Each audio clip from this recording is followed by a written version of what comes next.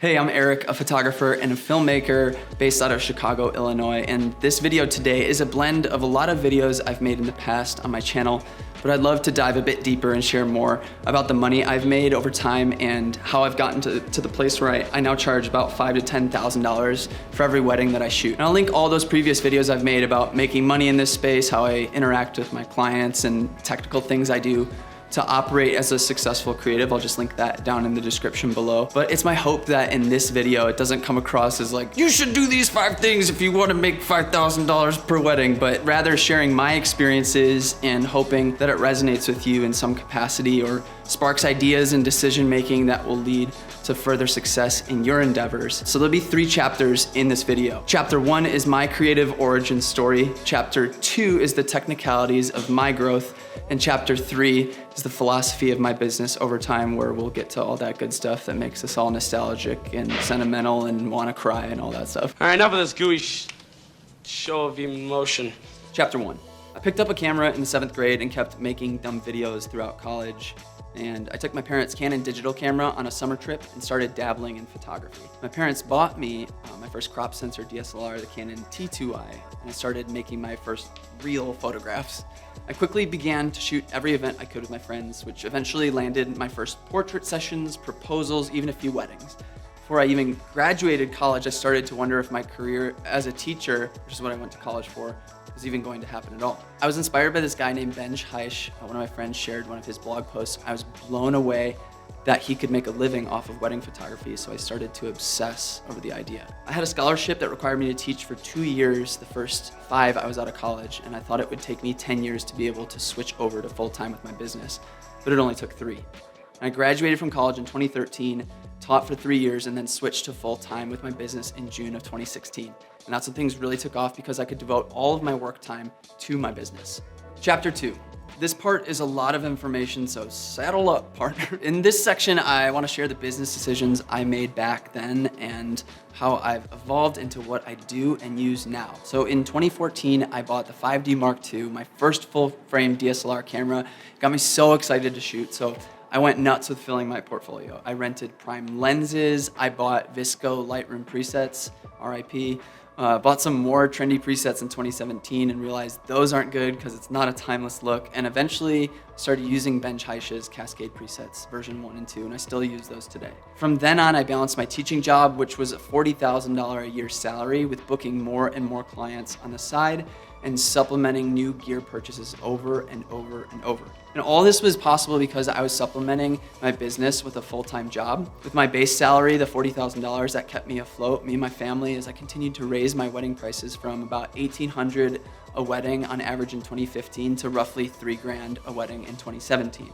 My photography friend helped me build a WordPress website. I used a ProPhoto blog template, and since graduated to a WordPress website, a really beautiful design by Flow Themes. You can check it out if you'd like at ericfloberg.com. And I started delivering all of my photos through a client platform called PixieSet. I've since upgraded to PicTime for a couple of reasons: minimalist design, better store, sales automations, but this was a huge step in successfully coming across as a professional to my clients, and I was able to start selling prints to my clients and making more passive income.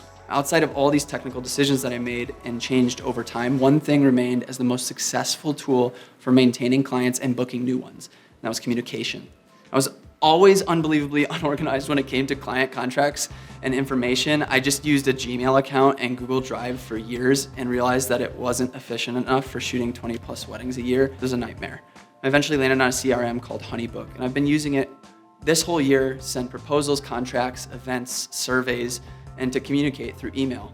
But I never do that last one because I actually prefer having an email interface, which is a great segue into our sponsor for this video, Polymail.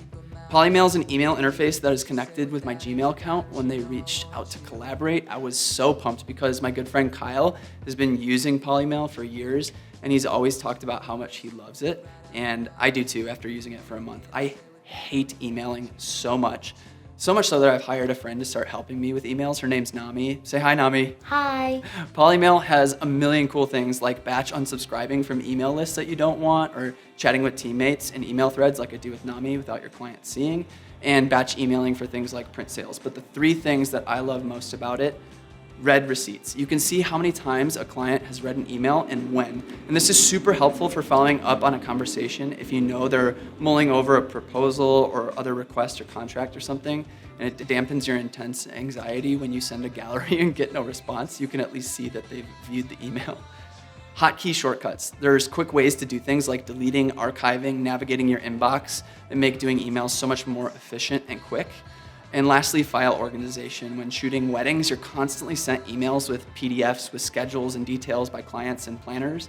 And Polymail has a section on the right-hand side that shows you all the shared files in a thread. So it's super easy to find the documents you need when you're prepping for a wedding day. And as I said, you can email through your CRM if you have one, but I love having that dedicated spot for email alone, as do a ton of other creatives I know. So really stoked to work with Polymail. Can't wait to keep using their service. If you're at all interested in checking them out, they're offering 10% off your entire first year if you use the code all caps Floberg. Just check it out in the link in the description. I can't leave chapter 2 without hammering home what I always say: lean into what makes you different. Over the years, as I've continued to grow my portfolio, my skills, I've noticed that continuing to create things that help you stand out from the crowd books you more work at higher prices. For me, this is integrating portraits with my tilt shift lens, making double exposures, playing with silhouettes and light, and not being afraid to showcase emotion. And ultimately, it's about serving my clients above and beyond the average wedding photographer. Most weddings that I book in the $7,000 to $9,000 range are secondhand referrals. They've been recommended to me from someone else I've worked with or served in the past, and that in combination with a robust portfolio that proves I can deliver almost always turns into a client. And if you excel in these areas, potential clients will be willing to pay for your services at a premium price because you're offering something different. You're offering something better. People tend to shop when they're looking for a wedding photographer. They might reach out to 10 different people. And what's going to separate you from everything else that they're seeing and they're hearing over email just over and over from other photographers in the industry? You have to separate yourself. You have to lean into what makes you different. Now, if you're finding this video helpful, please leave a like and subscribe to the channel. It always helps with boosting this video to more people who might benefit from it. And really, I started this channel in the hope of building community in this space, coming alongside other creatives and empowering them to let them know that they can make a living making art. So if you're into that, please smash like and subscribe to the bell or whatever YouTubers say. Chapter 3. I always tell my clients that I want them to look back at the photographs and be brought back to the same moments and emotions that they felt on their wedding day.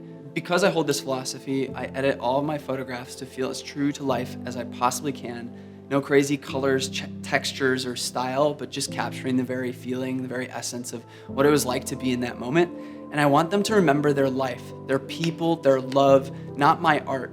This job has given me incredible opportunities for travel and experiences. I've been to Los Angeles, Yosemite, Seattle, Hawaii, Montana, Colorado, New Mexico, actual Mexico, New York, China, Thailand, and Wisconsin. But none of that compares to the experiences and memories I've been able to provide for my clients. There are plenty of superficial things you can chase in the wedding photography and filmmaking world. Is the traveling fun and exciting? Of course it is. Is it entirely sustainable? Not usually. You see, when you become a dad like me and you're quickly approaching your 30s, you start to focus on what's important in life and you stop chasing flashy things and start recognizing how money is just a tool to open the opportunity for you to spend more time with the people you love. Not all people have that luxury, so as someone who has the privilege of documenting a wedding, I get to bottle up that energy. I'm able to encapsulate the very essence of togetherness, the kind of which I'm constantly in pursuit. This one day gives them the possibility of having that togetherness, and I want them to remember it for the rest of their lives. I could never forget the way you look in